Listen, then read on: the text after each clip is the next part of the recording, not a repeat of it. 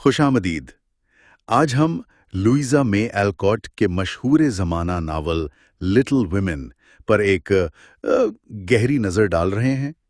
ہمارے پاس ویکیپیڈیا سے کچھ اہم معلومات ہیں اور ہمارا مقصد ہے کہ اس کہانی کا پس منظر، کردار، اس کے موضوعات اور جو اس کا اثر آج تک ہے اسے سمجھیں۔ جی بالکل، یہ ناول جو 1868 اور 69 میں 2 حصوں میں شائع ہوا، وہ آتے ہی بہت مقبول ہو گیا۔ یہ کہانی ہے 4 مارچ بہنوں کی، میگ، جو، بیتھ اور ایمی کی، جو امریکی خانہ جنگی کے زمانے میں میساچوسیٹس میں رہتی ہیں۔ غربت تو تھی مگر وقار کے ساتھ۔ اور سنا ہے کہ یہ ناول کافی حد تک خود نوشت ہے، مطلب ایلکوٹ اور ان کی اپنی بہنوں کی زندگی پر مبنی۔ جی ہاں، کافی حد تک، اسی لیے شاید یہ اتنا حقیقی لگتا ہے۔ ایلکوٹ نے یہ اپنے پبلشر تھامس نائلز کے کہنے پر لکھا تھا۔ وہ خود تو پہلے کچھ ہچکچا رہی تھیں۔ اچھا، انہیں کیا لگتا تھا؟ شاید انہیں لگا کہ لڑکیوں کے بارے میں ایک عام سی کہانی کون پڑھے گا۔ انہیں اندازہ ہی نہیں تھا کہ یہ کتنی بڑی کتاب بن جائے گی۔ کمال ہے۔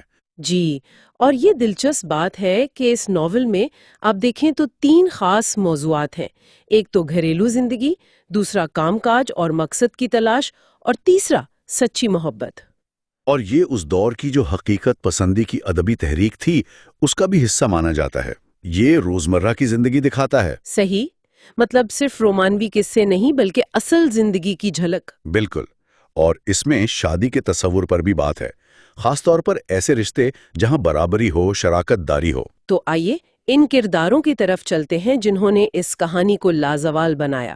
یہ 4 بہنیں، میگ، جو، بیتھ، ایمی۔ جی، میگ جو سب سے بڑی ہیں وہ تھوڑی روایتی ہیں، خوبصورت ہیں، معاشرے میں اپنا مقام چاہتی ہیں۔ اور پھر جو تو شاید سب سے زیادہ مشہور کردار ہے، وہ ٹام بوائے، لکھنے کی شوقین، بڑی آزاد خیال۔ ہاں، جو تو ایک طرح سے باغی ہیں۔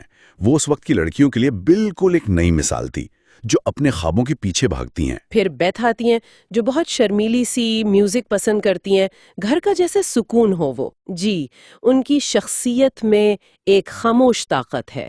اور پھر ان کی بیماری، اور وہ کہانی کا ایک بہت اہم اور دکھ بھرا حصہ ہے۔ اور سب سے چھوٹی ایمی، وہ آرٹسٹ بننا چاہتی ہیں، انہیں اچھی چیزیں پسند ہیں، معاشرے میں اونچا مقام بھی۔ ہاں، ایمی شروع میں شاید تھوڑی خود غرض لگیں، لیکن وقت کے ساتھ ان کے کردار میں بھی گہرائی آتی ہیں، وہ بھی سیکھتی ہیں۔ تو یہ صرف اچھے کردار نہیں بلکہ ان میں خامیاں بھی ہیں، وہ غلطیاں بھی کرتی ہیں، سیکھتی ہیں۔ بالکل، یہی تو حقیقت پسندی ہے۔ آلکوٹ نے انہیں جیتی جاگتی لڑکیاں دکھایا ہے جو اپنی جگہ بنا رہی ہیں۔ اور وہ ایک کتاب تھی دی پلگرمز پروگریس، آلکوٹ نے اس سے بھی کافی اثر لیا تھا۔ ان بہنوں کی اخلاقی کشمکش میں وہ جھلک نظر آتی ہے۔ اور کہانی کا پس منظر بھی اہم ہے نا، خانہ جنگی، والد صاحب دور ہیں، مالی مشکلات۔ یقیناً یہ سب چیزیں مل کر کہانی کو اور زیادہ حقیقی بناتی ہیں۔ یہ صرف ان بہنوں کی کہانی نہیں، یہ اس وقت کے امریکہ کی بھی کہانی ہے۔ صحیح، اور زندگی کی مشکلیں بھی دکھائی ہیں، جیسے آپ نے بیتھ کا ذکر کیا، یا جو کا لوری کی پروپوزل ٹھکرا دینا۔ جی ہاں، وہ بھی بڑا اہم موڑ تھا۔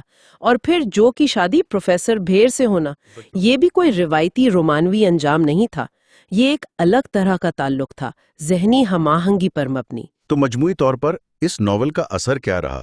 ظاہر ہے یہ صرف بچوں کی کہانی تو نہیں سمجھی جاتی۔ نہیں، ہرگز نہیں۔ لٹل ویمن نے نسل در نسل، خاص طور پر نوجوان لڑکیوں اور خواتین کو بہت متاثر کیا ہے۔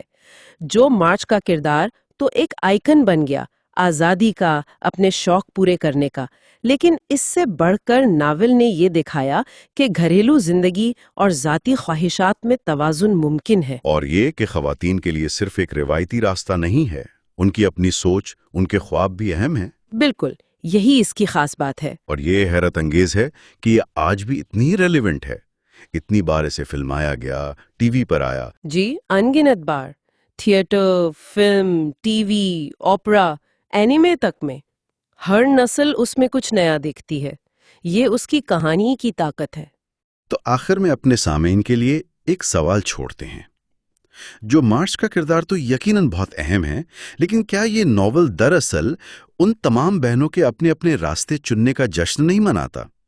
چاہے وہ میگ کی طرح روایتی زندگی گزاریں یا جو کی طرح الگ رہ لیں، کیا یہ ناول یہ نہیں کہتا کہ عورت کی کامیابی اور خوشی کے کئی راستے ہو سکتے ہیں اور ہر راستہ اپنی جگہ ٹھیک ہے؟